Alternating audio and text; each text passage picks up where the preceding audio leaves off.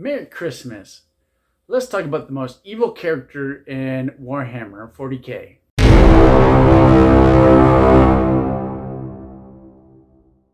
Okay, so who am I talking about? Maybe some of you know, maybe you don't know.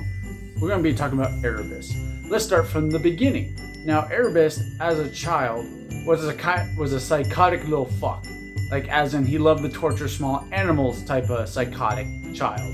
And then eventually, he killed the most intelligent person in his village and took their identity.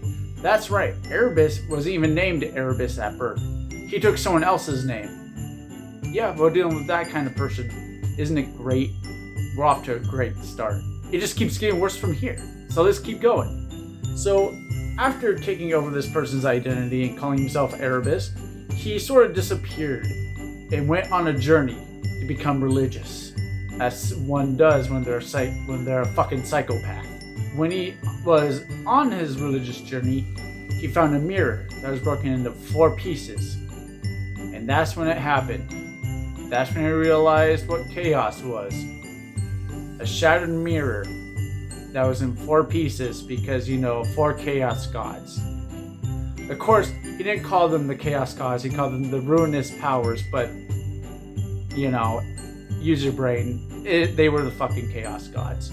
Now, through this, he would study and pray to these ruinous powers that were totally the chaos gods, until eventually Logar and his word bearers came to his home planet and got rid of the old religion there and brought the new religion of the word, which was basically the emperor is the god.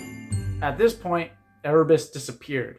They reappeared when the new religion took place, and eventually he got so close to Logar that when it was time for people of that planet to become Astartes, Space Marines, Logar actually picked Erebus to become one first. And Erebus did. He became a Space Marine, and even though it's a bitch and a half to become one, and I am understating that like a motherfucker, but whatever. He's a Space Marine now in the Word Bearers, and the Word Bearers were obviously the ones that spread the word of the Emperor that he was a god. And of course, the Big E had an issue with this. So he had to punish Logar and the Word Bearers, and after this punishment, that's when Logar was really disappointed and stopped seeing his father, the Emperor, as a god. And that's when Erebus, that sneaky little bitch, manipulated Logar into worshipping and learning more about these ruinous powers. Hint, hint, chaos, hint, hint. He is responsible for Logar and the Word Bearers turning to chaos. But it wasn't quite his time yet. Eventually, he was able to manipulate the whole religion into joining chaos. By this, I mean, the Word Bearers would go to every planet they would go to during the Great Crusade and turn everyone into the religion of worshipping the Emperor through Logar's writings.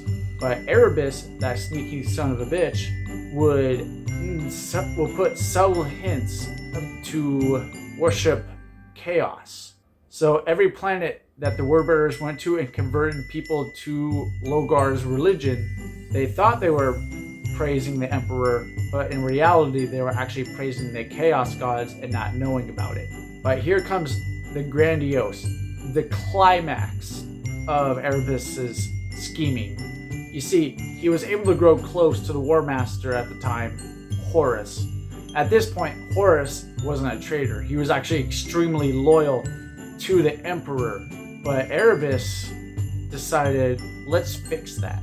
At one point, when Horus came in contact with an alien race that wanted to fight chaos, Horus obviously was like, we should have them as allies, and opened up negotiation with this alien race, because more people fighting against chaos, the better.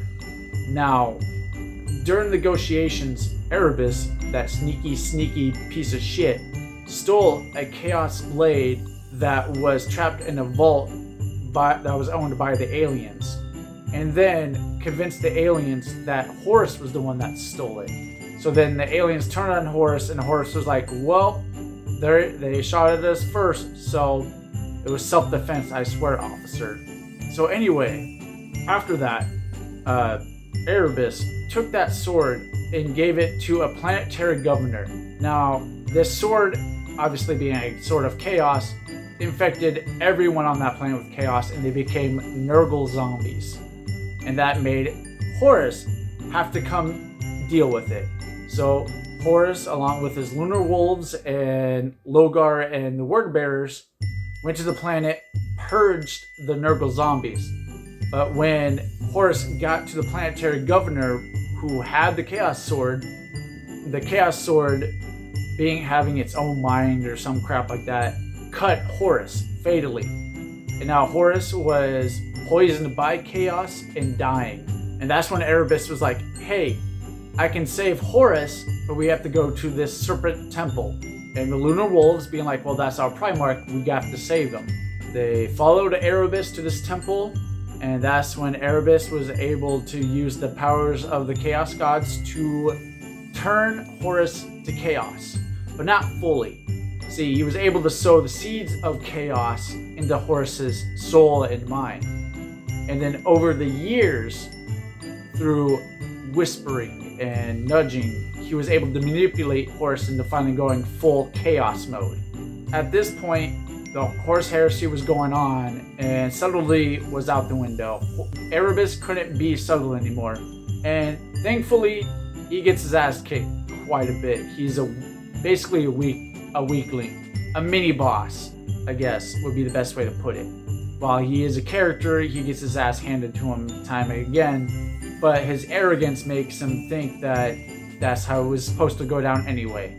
You love to hate the little shit. Eventually he'll probably die. Hopefully, I don't know, he's still alive, conniving and scheming. But that's kind of like the fun of it, because Erebus, you love to hate him. He is all about scheming and subtlety, and is basically the reason why the Imperium Man is the way it is, because, you know, chaos. Love that shit. So yeah, basically everything is fucked, all because of Erebus. Merry Christmas.